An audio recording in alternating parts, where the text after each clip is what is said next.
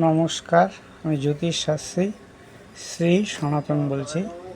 আজকে আপনাদের বলবো যে হোরারি জ্যোতিষে থট রিডিং বা প্রশ্ন জ্যোতিষ। এই প্রশ্ন জ্যোতিষ থেকে আপনি কোনো জাতক বা জাতিকা যদি আপনার কাছে আসে, ধরুন আপনার কাছে হাত দেখাতে বা ওই জন্ম রাশিচক্র করতে এলো, আপনাকে এসে কিছু প্রশ্ন করলো বা আপনি তারা যেই সময় ঘরে ঢুকবে সেই সময় ঘরে ঢোকার সঙ্গে সঙ্গে আপনি তাদের এমন কিছু কথা বললেন যাতে আপনাকে সেই যারা কাস্টমার তারা সম্পূর্ণরূপে চকিত হয়ে যাবে বা বিশ্বাস করবে যে আমরা ঘরে ঢুকতেই এই কথাগুলো বলল, তাদের মনের কথাগুলো, তাহলে তারা বুঝতে পারবে যে না, আমরা ঠিক জায়গায় এসেছি। এই হোরারি জ্যোতিষ বা প্রশ্ন লগ্ন থেকে এটা গোচর দ্বারা জানা যায়, তাই আমি আপনাদেরকে সেটা আজকে জানাবো। এই হোরারি জ্যোতিষের জন্মযাত্রা হচ্ছে বরাহ মিহিরের পুত্র পৃথ্বীযশা। এই জ্যোতিষের অপর নাম প্রশ্ন জ্যোতিষ। আমি বললাম প্রশ্ন লগ্ন, প্রশ্ন জ্যোতিষ। এই জ্যোতিষে কর্মকর্তার প্রশ্নের উত্তর দেওয়া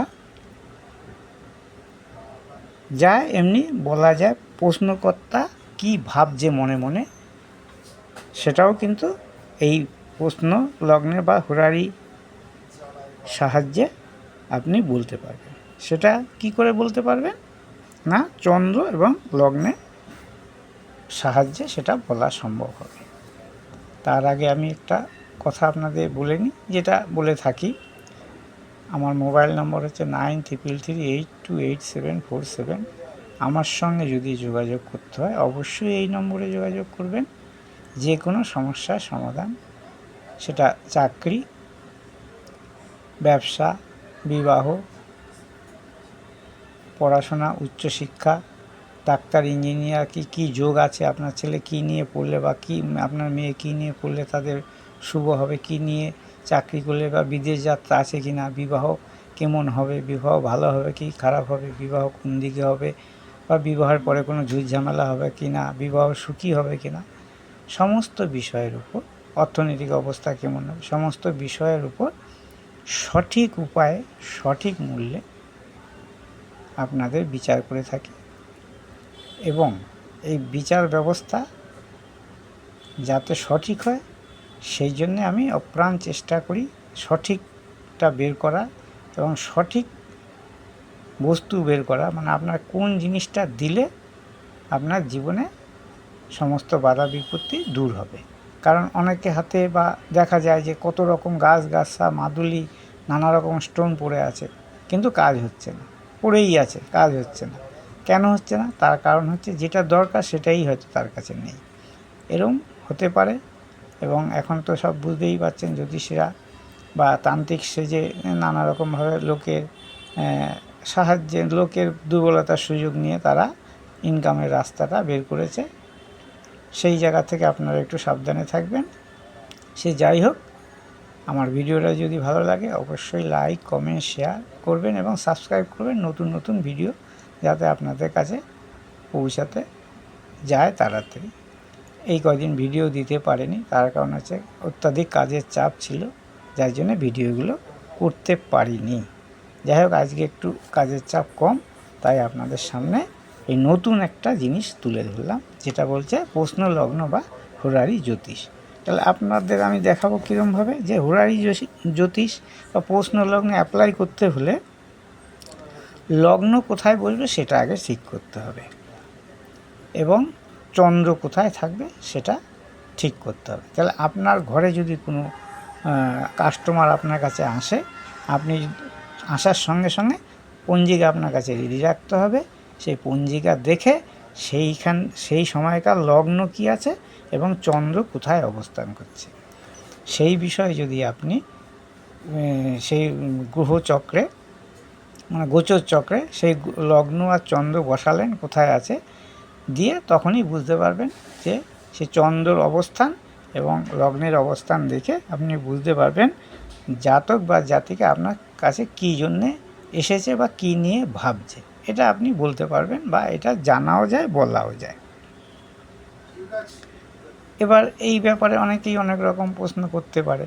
হ্যাঁ, প্রশ্নকর্তার বাইরেও অনেক সময় অনেক প্রশ্ন করে, কিন্তু এইটা হচ্ছে সাময়িক গোচর, যে আপনি গোচর দেখে বলে দিলেন আপনার এই জন্য আপনি আমার কাছে এসেছেন, সেই জন্য আপনার বিশ্বাসযোগ্যতাটা অনেক বেড়ে যাবে কাস্টমারের কাছে, এবং কাস্টমারও খুশি হবে যে না, আসার সঙ্গে সঙ্গে যখন এই কথাগুলো বলল তখন আমি সঠিক জায়গায় এসেছি। আসুন আপনাদের জানাই হোরারি জ্যোতিষ বা প্রশ্নলগ্ন করবেন কী করবে। প্রথমে আপনার ঘরে যদি কোনো ক্লায়েন্ট ঢুকে, সেই দিনকার আপনি কোন জায়গাটা দেখবেন, সেই সময় যখন ঢুকছে তখন দেখবেন, দেখে লগ্ন কোথায় আছে এবং চন্দ্র কোথায় আছে সেটা বসাবেন। এবং ধরুন কোনো, আমি একটা এখানে দেখাচ্ছি আপনাদের, যে কোনো জাতকে আপনার বাড়িতে আসলো 1 জুলাই 2012, আপনার ক্লায়েন্ট 10টার সময় আপনার সঙ্গে দেখা করতে এলো, তখন আপনার লগ্ন কী ছিল বা কী থাকবে।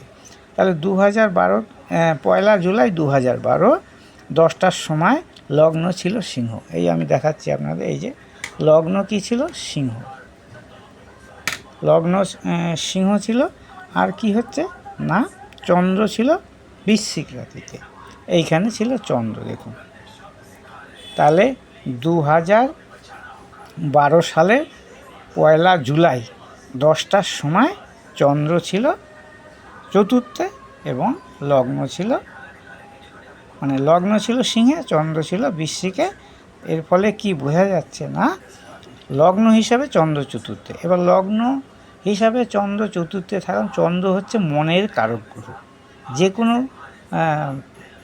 ক্লায়েন্ট আসুক না কেন, তার চন্দ্র, সে যে কোনো মানে জাতক জাতিকে আসুক, চন্দ্রই হচ্ছে মানুষের মনের কারক। এই চন্দ্র সম্বন্ধে আপনাকে জানতে হবে। আর চতুর্থ সম্বন্ধে, যেহেতু চন্দ্র চতুর্থে অবস্থা, সমস্ত গ্রহের কারকতা, এর আগে আমি গ্রহের কারকতা সম্বন্ধে বলেছি। এই যে 12টা রাশি এবং 12টা গ্রহ এবং 27টা নক্ষত্র, তাদের সমস্ত কারকতাগুলো অবশ্যই জানা দরকার, তবে আপনার বলতে সুবিধা হবে এবং আপনার জানতেও সুবিধা হবে।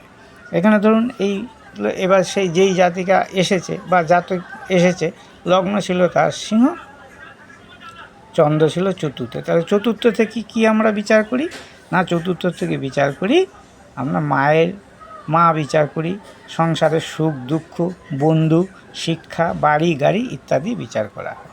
তাহলে আপনার কাছে যখন 10টার সময় আসলো, আপনি দেখে বললেন যে আপনি এসেছেন, কী জন্য এসেছেন আমার কাছে, না আপনি এসেছেন কোনো গৃহ বিষয় বা মায়ের সম্পর্কে কিছু জানতে, বা সংসারের কিছু জানতে, বা শিক্ষা বিষয়ে কিছু জানতে আপনি আমার কাছে এসেছেন।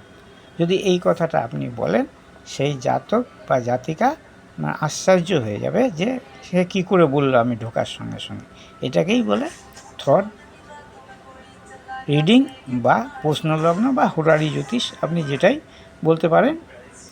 এবার কি হচ্ছে না, প্রত্যেকটা ভাবের কারকতা কিন্তু জানা দরকার পরিষ্কারভাবে, তাহলে কি আপনি এই জিনিসগুলো ভালোভাবে বুঝতে পারবেন।